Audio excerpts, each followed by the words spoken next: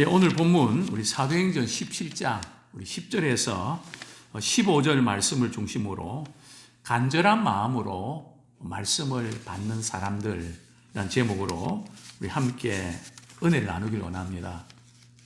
저도 이렇게 목회를 하면서 신앙의 연수와 관계없이 어떤 사람이 믿음에 진보가 있는가 이렇게 보면 학교에서 공부 잘하는 아이들이 수업 시간에 선생님이 가르치는 것을 얼마나 뚫어지게 바라보고 집중적으로 그 수업에 임하는가, 거기에 따라서 성적이 달라지는 것처럼 신앙생활도 마찬가지입니다. 말씀을 듣는 그런 자세를 이렇게 보면 거기 다 이제 모든 게 다 들어있죠. 말씀을 듣고 믿음이 생기는가, 또 믿음으로 화합하는가, 거기에 달려있다고 해도 과언이 아닙니다. 그런데 어떤 분들은 예배를 드리고 또 말씀을 듣지만 어떤 문제가 딱 생기면, 마음 상하고 힘든 일이 생기면 감정이 앞서서 말씀에 필터링이 안 되고 그냥 감정적으로 결정해버리고 나중에 후회를 하게 됩니다. 그래서 우리가 신앙생활을 하면서 나는 어떤 문제 결정을 내릴 때 말씀의 필터링, 말씀이 결론이 되게 하는가, 아니면 내 감정과 내 생각이 결론이 되게 하는가, 거기에 따라서 신앙은 판이하게 달라집니다. 이전에 저희 교회에서 예배 시간에 보면 우리 여러 권사님들이 이렇게 계시는데 어떤 권사님은 눈 한 번 깜짝하지 않고 말이죠, 막 그냥 눈 맞추는 이렇게 눈싸움 하는 것처럼 눈을 떠나지 않습니다. 저도 이제 저녁 기도 이래 보면은 고개를 자꾸 밑으로 내리면 잠이 오더라고요. 하여튼 우리 성경을 때로는 봐야 되지만 고개를 들어야지, 그냥 고개를 딱 내리는 순간에 졸음이 몰려오더라고요. 그래서 지금 설교자와 좀 눈싸움을 하는 것처럼, 그래서 이 말씀을 베레아 사람들은 간절한 마음으로 받습니다. 그러니까 말씀을 근성으로 받는 사람이 있는가 하면 얼만큼 간절히 받는가, 간절히 받으면 믿음이 생기고 생명력이 임합니다. 결국은 이제 이 싸움인데, 정말 우리가 주님 앞에 서는 그날까지 말씀을 들을 때에 집중을 가지고 말씀을 듣는, 그냥 뭐 다 아는데 이게 아니고 정말 이렇게 처음 듣는 것처럼, 우리가 이 아이들 조기교육을 요즘 많이 하는데 이제 문제는 학교 수업 시간에 나 아는 것 다 아는데 하면서 애들이 공부에 흥미를 잃고 오히려 조기 학습한 아이들이 성적이 떨어지고 나중에 흥미를 잃는다는. 그래서 오래 신앙생활하고 말씀 오래 들었던 분들이 빠지기 쉬운 함정이 바로 이겁니다. 우리 각선희 목사님이 설교를 이렇게 듣는 4가지 유형이 있다는 것을 이렇게 지적을 했는데요. 첫 번째 형이 모래시계 형입니다. 그 말씀을 이렇게 들으면, 설교 들으면 한마디도 빠짐없이 다 흘려보낸다는 거죠. 우리 목욕탕에 가면 모래시계 아시죠? 거꾸로 뒤집어 놓으면 다 그냥 빠져나가는, 하나도 걸리는 게 없다는 거죠. 자, 두 번째는 스펀지형입니다. 은혜를 받는 듯 하면서 또 말씀을 잘 받아들이는 듯 하면서 원래대로 돌아가는, 뭔가 좀 은혜를 받는 것 같다가도 그냥 다시 자신의 모습대로 돌아가 버리는 이런 스펀지형. 자, 세 번째 형은 체형입니다. 곡식을 이렇게 채로 걸르는 것처럼 그 나쁜 것만 기억하고 좋은 것은 다 세버리는,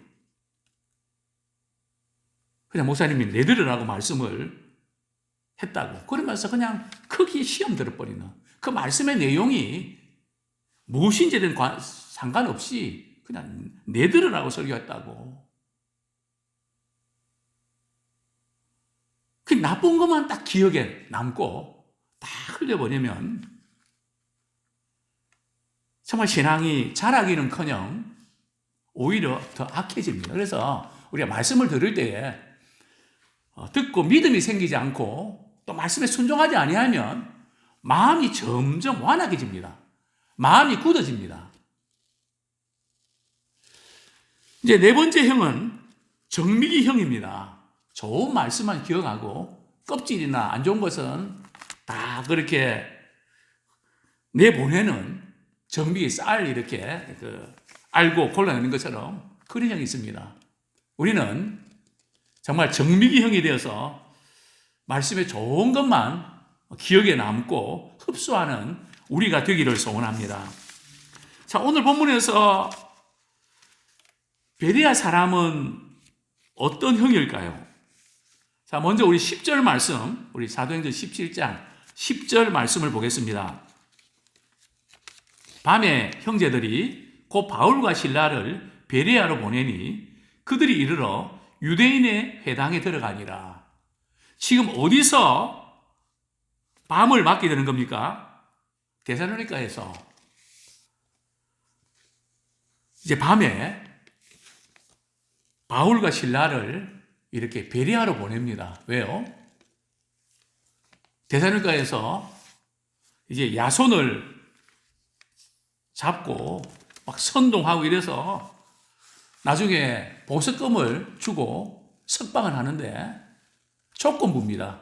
다시는 당신네 집에서 예배 안 드리고 그 바울과 실라 그 이상한 도를 전하는 사람 상관하지 않고 받아들이지 않고 그러면 내가 풀어주겠다. 이 보석이라는 게 보석으로 풀어주는 게 조건부입니다. 그 사도 바울도 이 소식을 듣고 데살로니가에서는 복음 전하는데 한계가 있고 성도들에게 불편을 끼치겠구나. 그래서 밤에 이제 여기 형제들은 성도들입니다. 데살로니가 성도들이 바울과 실라를 베레아로 보냅니다. 자, 우리 보시죠. 데살로니가에서 우리 지도를 보면 그 베레아까지 데살로니가의 남서쪽으로 약 한 80km 떨어진 거리에 있습니다. 올리브스 산맥 기슭에 조그만 언덕에 위치한 그 지역이 바로 베레아인데요. 이제 바울 일행이 이렇게 베레아에 갔는데 늘 자신들이 하던 대로 어디를 먼저 찾았을까요? 유대인의 회당을 찾았습니다. 그 회당에서 그렇게 핍박을 당하고 박해를 당하고 죽은 했지만 어떻게 보면 질릴 만도 한데 사람들을 싫어질 만도 한데 그래도 그 한 영혼을 바라보면서 또 거기에 예수 믿기로 작정된 그 영혼들 또 이방인들 가운데 경건한 사람들을 주님께로 인도하기 위해서 변함없이 회당으로 들어갑니다. 그런데 그 바울이 이제 설교를 이렇게 하다 보니까 이 베레아에 있는 사람들이 말씀을 듣는 자세가 너무너무 좋은 겁니다. 뭐가 좋았을까요? 우리 11절 말씀 같이 읽겠습니다. 시작. 베레아에 있는 사람들은 데살로니가에 있는 사람들보다 더 너그러워서 간절한 마음으로 말씀을 받고 이것이 그러한가 하여 날마다 성경을 상고함으로. 자, 데살로니가에 있는 사람들도 하나님의 말씀을 잘 받아들였는데 거기 있는 사람들보다 이 베레아에 있는 사람들은 첫째로 어떻다고요? 더 너그럽다는 거죠. 이전에 이 성경에 보면 신사적이었다. 그렇게 표현합니다. 같은 그런 의미인데요. 여기 신사적이란 말이 의미일까요? 좀 교양도 있고, 좀 어떤 점에서 좀 수준도 있고, 예의도 있고, 이제 바탕이 좋다는 겁니다. 또 힘성이 좋다는 겁니다. 이 신앙생활 하는데 이게 되게 중요합니다. 그 사람의 살아나온 어떤 삶의 과정들, 성품, 그 바탕입니다. 어떤 마음밭에 씨가 떨어진 것에 따라서, 말씀이 떨어진 것에 따라서 결과가 달라지는 것처럼 지금 베레 성도들은 이 바탕이 너무 좋았습니다. 인격도 좋았고요. 그 마음 씀씀이나 이런 부분들이 되게 좋았습니다. 또 이런 사람들은 어떤 특징이 있는가 하면 좋은 것이 있으면 배우려고 합니다. 즉 좋은 면을 바라보면서 배우려고 하는 자세. 이런 점에서 베레아 있는 사람들은 너그럽고 신사적이었습니다. 또 뿐만 아니고 간절한 마음으로 말씀을 받고 그들은 참 간절한 마음으로 말씀을 받는 그것이 장점이었습니다. 말씀 받는데 어떤 마음으로 받는가? 어떤 분들은 보면 찬양 시간까지도 그냥 뜨겁게 하는데 벌써 말씀만 딱 들어가면 그냥 이렇게 듣지를 못합니다. 그런데 어떤 분들은 이 말씀 시간 보면 눈이 반짝반짝합니다. 그 말씀에 진공청소기 빨려 들어가는 것처럼 놓지 않는.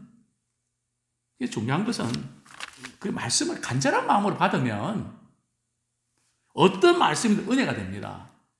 근데 그렇지 않으면 오늘 누가 설교하는데 담임 목사님이 설교해요? 부목사님이 설교해요? 그 누가 설교하는 게 따라서 은혜를 받기도 하고 못 받기도 합니다. 한 교회에서도 어떤 분은 은혜 받는데 어떤 분은 은혜 못 받습니다. 누가 문제일까요? 우리 어떤 마음으로 말씀을 받는가에 따라서 꼭 그 사람이 설교해야만 은혜 받고 말씀이 잘 깨달아진다. 그거 좋은 걸까요? 그것은 위험한 겁니다. 제가 이전에 그분은 인류대학 나오고 남편도 의사고 정말 똑똑한 분입니다. 그분이 이제 제 설교를 듣고 은혜 받아서 말이죠. 너무너무 좋아하는 겁니다. 다른 분 목사님들 아무리 훌륭한 교수님들 설교 안 들어온다는 거죠. 하나님께서는 목사님을 통해서만 내게 깨닫게 주신다는 거죠. 제가 잘못된 거라고. 하나님의 말씀이면 누가 전하지 은혜 받아야지. 누가 설교하면 은혜가 된다는 거 내 신앙이 지금 편식을 하고 있는 거고 잘못된 거라고. 그건 잘못된 거죠. 우리는 누가 전하든지 그걸 하나님의 말씀으로 받으면 은혜가 다 됩니다. 많이 배운 사람이든 배우지 못한 사람이든 누가 전하든 하나님의 말씀이니까. 성경이 그렇게 말씀하고 있지 않습니까? 사람의 말로 받지 않고 하나님의 말씀으로 받으면 믿음이 생깁니다. 바로 지금 베레아 교인들은 간절한 마음으로 하나님의 말씀을 받습니다. 이 베레아 교인의 특징은 말씀을 듣고 그런가 보다 하고 끝나는 게 아니라 스스로 자신들이 오늘 목사님 그런 말씀 하셨는데 그 말씀이 정말 그러한가? 스스로 말씀을 연구를 합니다. 스스로 말씀에 대한 분별력이 있습니다. 그래서 우리는 어떤 그 감정적인 신앙에서 벗어나서 그걸 또 믿고 그 사실이 아닌데도 그 감정적으로 이랬을 거다 하는 생각을 가지고 믿어버린단 말이죠. 제가 그런 분에게 그렇게 이야기합니다. 제발 한번 그게 사실인지 확인을 좀 하라고. 저한테 찾아와서 목사님 이런 일이 있는데 정말 그렇습니까? 확인하고 오해도 하고 떠들기도 하라고. 사실도 아닌 걸 가지고 왜 자꾸 그렇게 하냐고. 맨날 구애하지 않냐고. 정말 우리가 이 말씀으로 이렇게 말씀을 듣고 스스로 분별력이 있어야 됩니다. 그분의 말씀이 무슨 의도지? 어떤 의도로 말씀하신 거지? 그거 알고 스스로 글을 걸을 수 있는 사람. 이런 사람이 말씀에 시각이 있는 사람입니다. 근데 베레아 사람들이 그런 사람이었다는 거죠. 저도 이렇게 유튜브로 설교를 이렇게 보내면 여러 반응이 옵니다.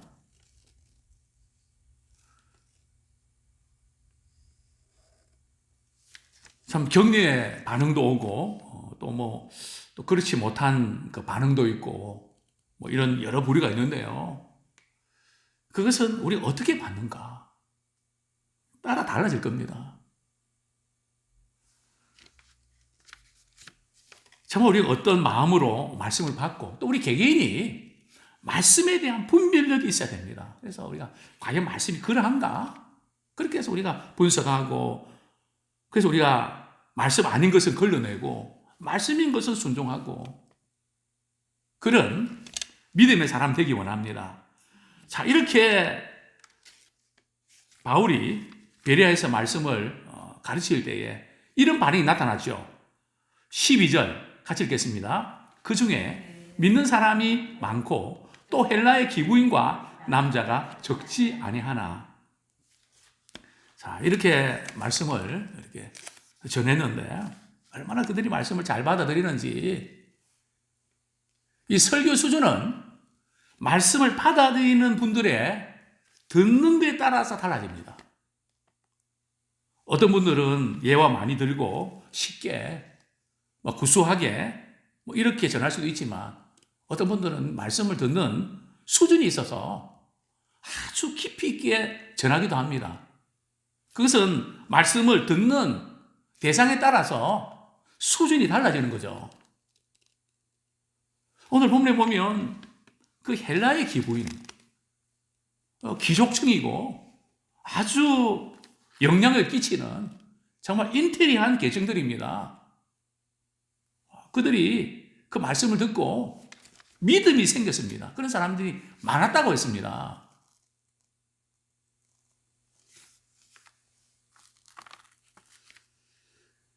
또한 남자들도 적지 아니했다. 참 당시에도 남자가 또 헬라 또 이방인들이 남자가 신앙생활 대단히 어려운데 그들도 말씀을 듣고 예수를 믿는 막 이런 일들이 일어났다는 거죠. 참 놀라운 그런 변화입니다. 정말 어떤 마음으로 우리가 말씀을 우리가 듣는가. 자, 그런데 또 다른 반응이 나타납니다. 우리 13절 우리 같이 한번 읽겠습니다. 시작. 데살로니가에 있는 유대인들은 바울이 하나님 말씀을 베레아에서도 전하는 줄 알고 거기도 가서 무리를 움직여 소동하게 하거늘. 복음을 듣고 은혜 받는 사람도 참 간절히 사모하지만 이 복음에 대해서 방해하는 사람들의 열심도 대단합니다. 그들이 어디서 왔다고요?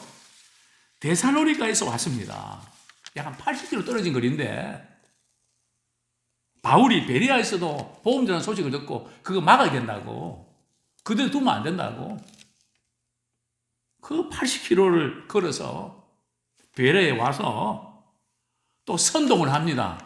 그런데 오늘 본문에 보면 베레아에 있는 성도들은 흔들리지 않습니다. 데살로니가에 있는 사람들은 그 이야기를 듣고 좀 이렇게 가담을 했는데 오늘 본문에 보면 베레아 사람들은 말씀 안에서 건강한 신앙을 갖고 있다 보니까 그런 이야기 해도 그게 안 먹히는 겁니다.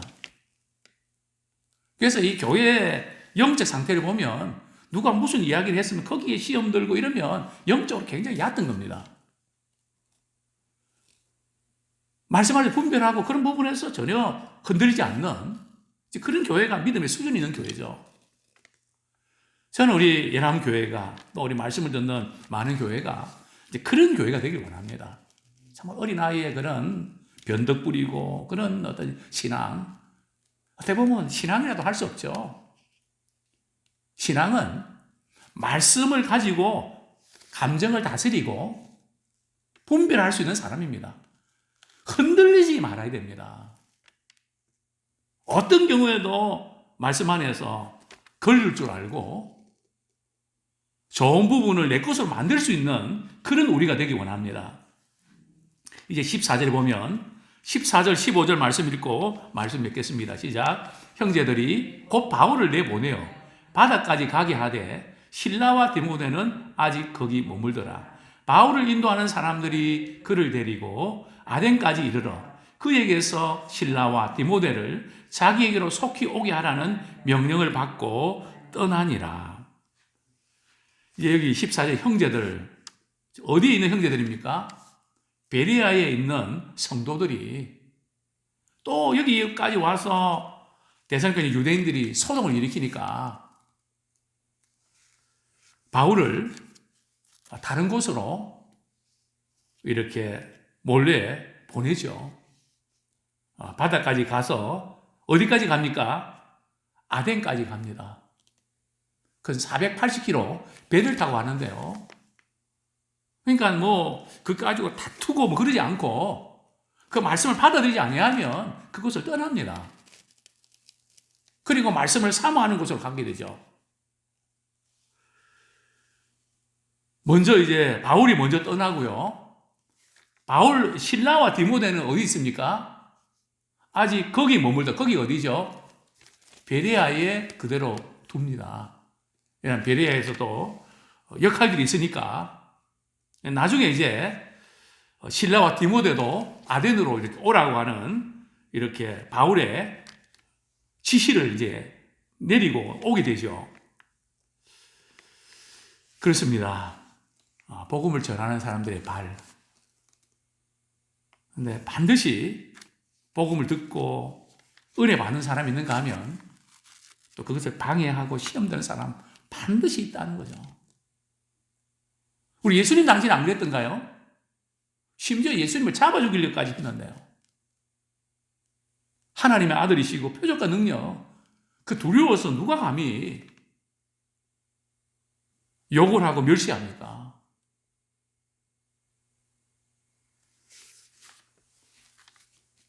베드로는 안 그랬나요? 바울은 안 그랬나요? 이사야는 안 그랬나요? 에레미야는 안 그랬나요? 그래서 예수님께서는 너희들이 복음 전할 때에 환난과 핍박을 받는다. 내가 받은 것처럼 너희들은 받게 돼 있다. 그러나 그것 때문에 낙심하고 자다지 말고 담대하라. 내가 세상을 이겼다. 그래서 우리는 어떤 경우든 정말 이렇게 말씀을 사모하는 그쪽을 초점 맞추셔야 됩니다. 우리 신앙생활 하면서 우리 어디다 맞춰야 되는가 하면은 말씀을 잘 받아들이고 믿음 안에서 잘 이렇게 성장하는 거기다 맞춰야지. 그렇지 않은 분들에게 맞추면 실족하게 됩니다. 제가 목회를 한 30년 하면서 알겠더라고요. 그런 일이 얼마나 많았겠습니까? 거기에다가 마음이 빼앗기면 안 되고 정말 이 신실한 믿음의 사람 몇몇 그분들을 바라보고 소망 가운데 그 사람이 한 사람이든 두 사람이든 세 사람이든 그러나 말씀을 간절히 사모하고 받는 분들은 잘 받아들여서 흡수해서 영적인 양식으로 삼습니다. 그러니까 우리는 그래서 눈에 보이는 그 어떤 거 물론 교회마다 구성원에 따라 좀 다릅니다. 사도 바울이 지금 선교 여행을 갔을 때에 어떤 지역은 병고침 받아갖고 그냥 미신적으로 좀 이렇게 막 신이 내려왔다 그러고 말이죠. 뭐 이런 어떤 신앙의 유형들이 있는가 하면 귀신 들렸다가 말이죠. 내쫓은 그런 사람들이 모인 또 교회들 교회마다 컬러가 있습니다. 베레아처럼 말씀의 바탕에 잘 서 있는 분들은 그 말씀을 간절히 사모하니까 쏙쏙 들어가는 거죠. 얼마나 이렇게 간절히 사모하고 은혜 받는지 모릅니다. 그러니까 우리는 그저 하나님의 말씀을 하나님의 말씀대로 전하면 됩니다. 그 중에서 그것을 받는 분도 있고 반대하는 분도 있고 근성으로 듣는 분도 있고 그것은 각자 다릅니다. 아무쪼록 저는 우리 예람교회가 베레아 교인처럼 말씀을 들을 때에 참 너그럽고 신사적이고 또 이렇게 말씀을 간절히 사모하는 이렇게 여러 교회를 가서 설교하다 보면 벌써 다르거든요. 말씀이 이제 흡수력이 들어오는 게 다릅니다. 그럼 뭐 말씀이 얼마나 깊이 있게 전해지는지 또 어떤 경우는 답답하고 말이죠. 그런 그냥 철판에다가 뭘 이렇게 하는 것 같은 그런 교회도 있고요. 튀는 교회도 있고 다 다를 겁니다. 어떻든 우리는 말씀을 중심으로 하면 건강한 신앙이 되길 원합니다. 과연 말씀이 그러한가? 뭐 그 말씀을 전하는 사람이 어떠한가가 문제가 아니라 말씀이 과연 그러한가? 그래서 하나님이 주시는 은혜를 받고 잘못된 것은 고치고 또 도전받아서 정말 주님의 말씀에 순종하는 그런 수준이 있는 신자요 교회가 되기를 소원합니다.